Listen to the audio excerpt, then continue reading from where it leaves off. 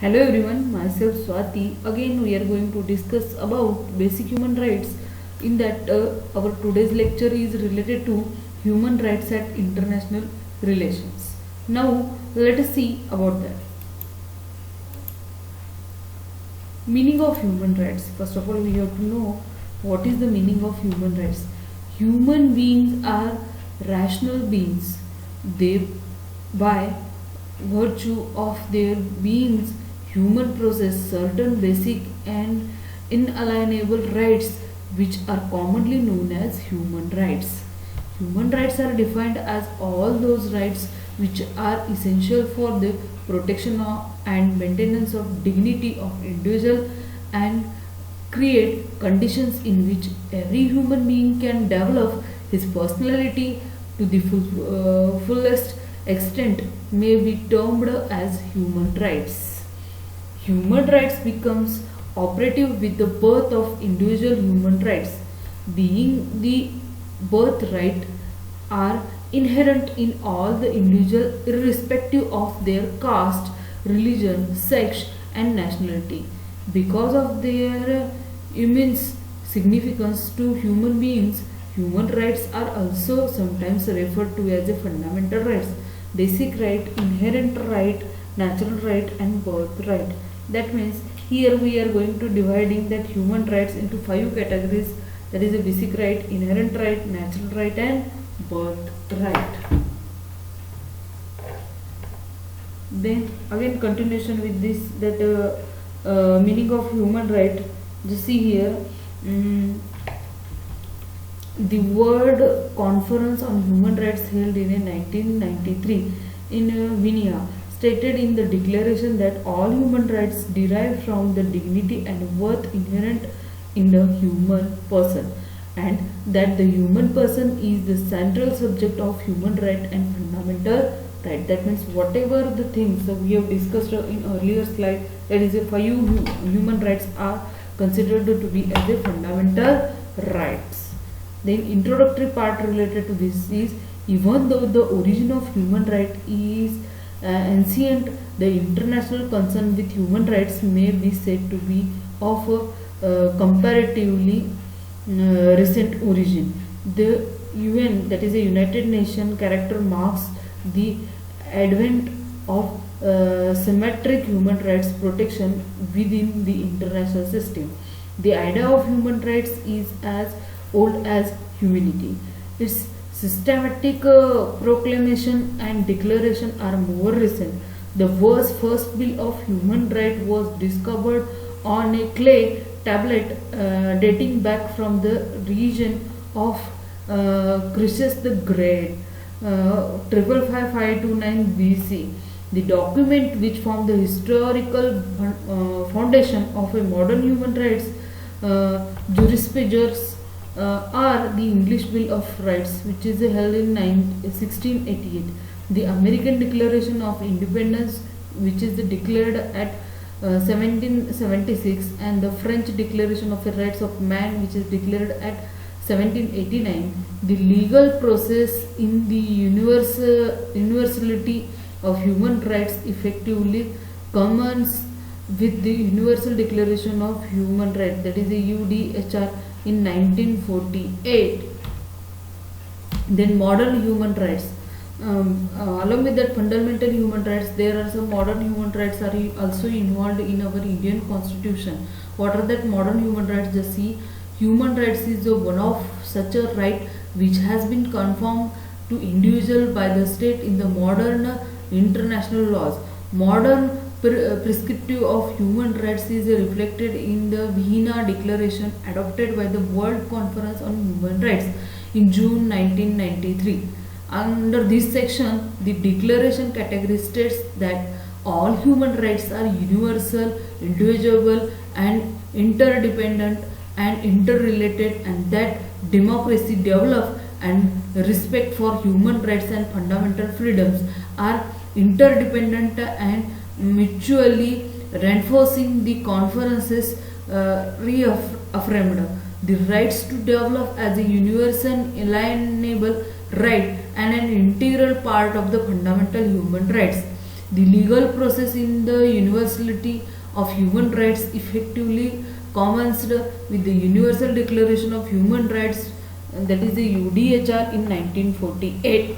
Along with this, the adoption of the United Nations character, that is the UN, in the aftermath of the Second World War can rightly be considered as a landmark in the journey towards the universal acceptance of the human rights, which is considered as a modern human rights.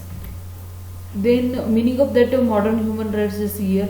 Though a long process of evaluation, modern human rights jurisprudence has crystallized into three basic principles. First principle is principle of universal inheritance. This part is considered along with that modern human rights.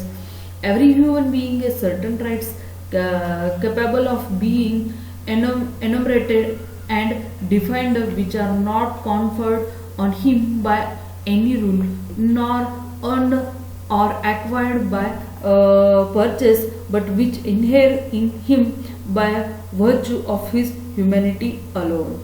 Then second thing is related to principle of inalienability.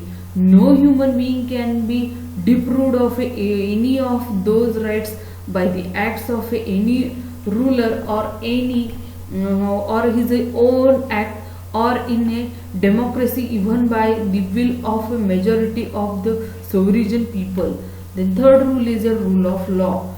Where the rights conflict with each other, the conflict must be resolved by the consistent, independent and impartial application of just law in accordance with just procedures. An individual can see human rights only in an organized community, that is a state, or in other world where the civil society orders exist. That means there only we are going to see that human rights. Thus the principle of protection of human rights is derived from the concept of man as a person and his relationship with organized society, which can be separated from universal human nature. Human rights being essential for all round development of the personality of individual in the society by necessary protected and be made available to all the individuals. They must be preserved, cherished and defended if the peace and prosperity are to be achieved. Human rights are the very essence of the meaningful life, and to maintain human dignity is the ultimate process of the government. That means for that human right we are going to indirectly maintain the dignity of any kind of a people which is involved or which is part of our Indian society. Then kinds of human rights. There are two kinds of human rights. First one is the civil and political rights, and second one is the economic, social and cultural rights. Then what are the things are involved in that civil and political rights as well as economic, social and cultural rights? Just we are going to see. First of all, civil and political rights. Civil rights are liberties are referred to be those rights which are related to the protection of the rights to life and personality liberty. They are essential for the person so that he may live a dignified life. Such rights include the right to life, liberty, right to privacy, freedom from torture and right to own property. These rights are also known as freedom from, whereas political rights may be referred to those rights which allows a person to participate in the government of the state. For example, right to vote, right to be elected and right to take a part in conduct of a public affairs. That means these rights are included in our civil and political rights. And what about that economic, social and cultural rights? Just see, the nature of both civil and political rights may be different, but they are interrelated and therefore it goes not appear logical to differentiate them. This reason lead to the formulation of a one convenient converting both the civil and political rights into one convenient, that is the International Convention on Civil and Political Rights. And second right is the economic, social and cultural right. Economic, social and cultural rights are based fundamentally on the concept of social equality, also called as a freedom to, are related to the guarantee of minimum necessities of the life to human beings. In the absence of these rights, the existence of a human beings is like to be a endangered. The right to adequate the food, cloth, housing and adequate standard of living and freedom from hunger, right to work, right to social security, right to physical and mental health and right to education are included in this category of right. Along with this, these rights, sometimes called as a positive rights, requires active intervention, not abstentions on the part of the state. The enjoyment of these rights requires a major commitment of resources and therefore their realization cannot be immediate as in the case of civil and political rights. Along the United Nations, that is the UN, has recognized the above two sets of the right. That is a first one is a civil right and second one is a for that what we call it as economic right. These two separate rights are, that is the International Convention on the Civil and Political Rights, that is the ICCPR, and International Convention on the Economic, Social and the Cultural Right, which is mentioned as the ICESCR. There is a close relationship between these, that means the ICCPR and ICESCR. These are having the close relation in between them. It has been rightly realized, especially by the developing countries, that the civil and the political rights can have no meaning unless they are accompanied by social, economic and cultural rights. Thus, both categories of the rights are equally important, and where the civil and political rights do not exist, there cannot be full realization of economic, social and cultural rights, and vice versa. Then international human rights law. What is the law involved in that international human rights? Just see, the international human rights law has been developing extensively since the return of the United Nations, that is the UN. The most fundamental point about human rights law is that it establishes a set of a rule for all the peoples of all the states. Human rights is international in the sense of it being universal, applying to all individuals. However, international human rights law refers mainly to the obligation of the states to individuals within their jurisdictions. When the state failed to assure realization of human rights to the individuals within their jurisdiction, international obligation arises. Thus, obligation to provide human rights individual is mainly intranational and in the same cases international. That means it is related to international as well as international things. For both we are going to consider this type of a law. Thus, a state is not free to treat its national as it pleases, deposit the fact that it sovereign. The greatest impact of human rights law has been to erode the absolute control which a state had in the classical period. International human law. The effort from the certain of an international organization in order to establish the peace were being made even when the World War II was in the progress. Many declarations adopted by the conferences laid down the importance of human rights. The Declaration of a United Nations, that is the UN, signed on January 1, 1942 at Washington, was the first document which is used to term human rights. That means human rights is declared at the beginning, that is in 1942. Thus, human right becomes a matter of international concern with the end of World War II and the founding of the United Nations UN. Since then, international human rights laws has been developing in an unprecedented way and has become a very substantive part of the international law as a whole. Although there is no global government as such to protect human rights, it is being protected by the various bodies of United Nations and the intergovernmental organizations. Promotion and protection of human rights by the United Nations. The prime responsibility of the promotion of the human rights under the UN, that is the United Nations, character resides the General Assembly in the Economic and Social Council and its subsidiary body, that is the Council on Human Rights. The term protection of the human rights, which may mean implementation and enforcement action, does not find the place in the United Nations character. When a human rights violation assumes massive dimensions, the General Assembly and other organ of the United Nations can initiate the discussion and action among the United Nations agencies. Only the Security Council and the International Court of Justice can engage in enforcement action. Only they have a competence to pass a binding resolution or issues a binding judgment. Enforcement is thus the authoritative application of human rights.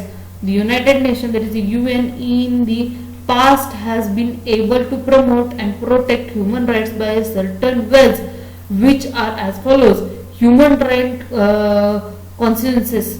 The first and the most important role which United Nations has played is that it has made the people and the state conscious about the human rights and fundamental freedoms. That means what are the fundamental freedoms given by that our nation towards that people.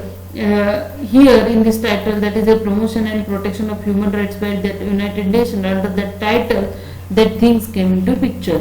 Then confirmation of the laws of human rights. The United Nations, that is the UN, has quantified the different rights and the freedoms by making treaties for all the section of the people, such as the women, child, workers, refugees, etc. These are the some things which are involved in codifications of the laws of human rights. Council on Human Rights. In the Council of Human Rights, the Economic and Social Council, that is the ECOSOC, a principal organ of the United Nations, that is the UN, was most directly concerned with the questions of human rights. The Council, under Article number 68 of the United Nations Charter, was empowered to set up commissions for the promotion of human rights and such other commissions as may be required for the performance of its functions. The Council may also meet annually in Geneva for 6 weeks beginning in March. The commissions may also meet between the annual session to deal with urgent human rights situations. The Council, as determined by its terms of reference, was directed to prepare recommendations and reports on the following items. 1. International Bill of Rights, International Declaration and Conventions on Civil Liberties, the states of human freedom of information, the protection of minorities, the prevention of discrimination on grounds of race, language and relations. These are the things are involved in our Council on Human Rights. Along with this, the Universal Declaration of Human Rights, UDHR. What that UDHR include, about that just see here. The idea for the protection of human rights and fundamental freedoms was conveyed in the Atlantic Charter in 1941 and in the Declaration of United Nations UN in 1942. The Universal Declaration of Human Rights, that is the UDHR, was adopted in 1948 with an aim to enumerate human rights for all the people. The UDHR, that is the Universal Declaration of Human Rights, has inspired a rich body of legally binding international human rights treaties. It continues to be an inspiration to all, whether is addressing injustice in time of conflicts and in our effort towards achieving universal enjoyment of human rights. The preamble of the Universal Declaration proclaims the declaration as the common standard of achievement of all people and all nations. The Universal Declaration contains 30 articles. It enumerates the basic principle of human right in most comprehensive manner. Out of 30 articles, while 21 articles enumerated civil and political rights, 6 articles covers the economic and social right. It is to be noted that the Universal Declaration does not permit a state to deroge from their obligation in public emergency which threatens the life of the nation. Thus, even in such a cases, the right can be suspended. Then legal efforts on the Declaration of Human Rights. Just see in that the Universal Declaration set for the international community a common standard of achievement. It recognized the inherent dignity and the equal and inalienable right of all the people in all nations. It is the duty of the state, regardless of their social, political and economic system, to promote and to protect human rights.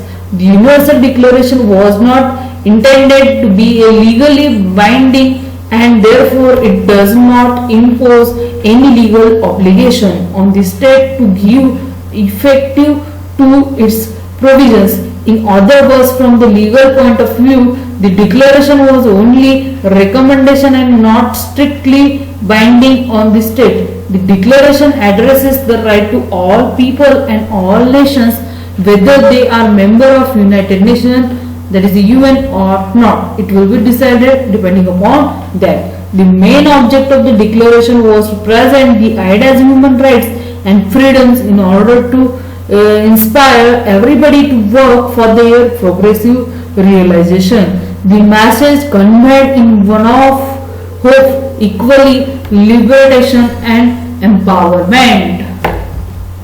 Then international humanitarian law. International humanitarian law is a branch of international law which provides the protection to human beings from the consequences of armed conflicts. Humanitarian laws deals with those matters which have an impact of armed conflicts on the life, personal integrity and liberty of human beings. Thus, humanitarian laws may be referred to that body of law which defines those principles and rules which limits the use of violence in times of war. These rules are inspired by the principle of humanity and they are meant to avoid human sufferings and brutality in armed conflicts. However, these rules of war, which are based on humanitarian consideration or motivations, are called as a humanitarian law. International humanitarian law has much in common, which is the law of human rights, since both is concerned with the protection of individuals. Nevertheless, there are important differences between the two. The first difference is that international humanitarian law is applied during the time of armed conflicts, whereas the law of human rights is applied in peace time. Then international human rights law. The second difference is that the state which becomes a party of a human rights treaty assumes an obligation to treat all persons within the jurisdiction in accordance with the provisions of the treaty. Humanitarian laws is primarily made up of a treaties, agreements between the states intended to have binding legal effect between the parties that have agreed to them and are binding only between the states which are practices to these treaties. The international humanitarian laws applies to all the armed conflicts, that is international armed conflicts as well as non-international armed conflicts. International conflicts may means an armed clashes between two or more states, whereas a non-international armed conflict which takes place in the territory of the state between its armed forces. For example, civil war are included in non-international armed conflicts. For that purpose, I have taken here one case study, that is the Malala Yousafzai, a Pakistani school girl known for her activisms for the rights to education and for the human, especially in the Swat Valley, where the Taliban had at a time banned the girls from attending the school. After this, United Nations, especially envoy for the global education, Gordon Bond, launched as a United Nations petitions which helped lead to the ratification of a Pakistani's first right to the education bill. Over the year may form a discrimination have come to be recognized, including the racial, gender and the sexual discrimination. Another type of the discrimination is against LGBT individuals, that is lesbian, gay, bisexual and transgender individuals, etc. Human rights violations in Sri Lanka. The conflict in Sri Lanka has been one of the greatest offenders in human rights violation. In this case, the government of Sri Lanka and the Subsistence Liberation Tiger of the Tamil Eelam, that is a LTTE, are accused of violating the human rights.